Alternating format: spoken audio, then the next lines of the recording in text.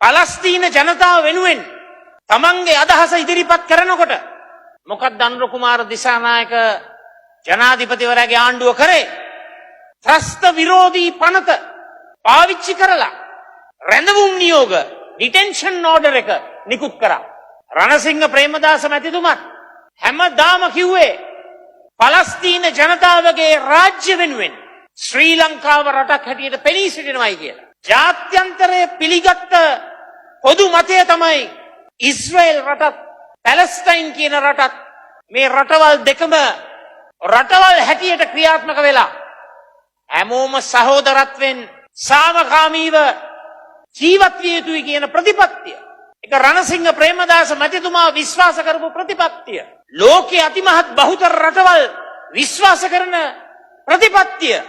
හැබැයි අපිට මතකයි පලස්තීන ජනතාවට රාජ්‍ය ත්‍රස්තවාදය ක්‍රියාත්මක කරනකොට ඕම්බ හෙලලා සමූල ඝාතන සිදු වෙනකොට අනුර කුමාර දිසානායක එවකට විපක්ෂයේ മന്ത്രിවරයා පලස්තීන ජනතාව වෙනුවෙන් හඬක් නැගුවේ නෑ.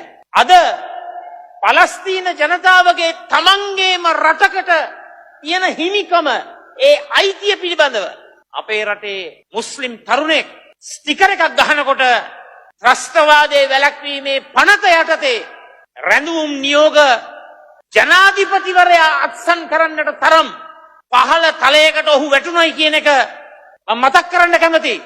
අපි ඔබට එකක් කියනවා. අපි ළඟ ද්විත්ව රංගන නැහැ. විපක්ෂයේ ඉන්නකොට එකක් කියන්න රාජ්‍ය බලය ලැබුණාම තවත් දෙයක් ක්‍රියාත්මක කරන මේ ද්විත්ව රංගන දෙබිඩි ප්‍රතිපත්ති සමගි ජන බලවේගයේ සතුව නැහැ.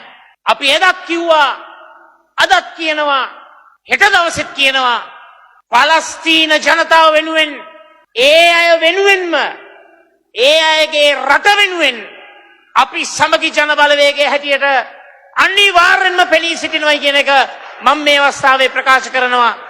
ඉස්රායෙල් රටත් පලස්තීන් රටත් සමගියෙන් රටවල් දෙකක් හැටියට ක්‍රියාත්මක විය යුතුයි කියන එක අපේ ප්‍රතිපත්තියයි කියන එක මම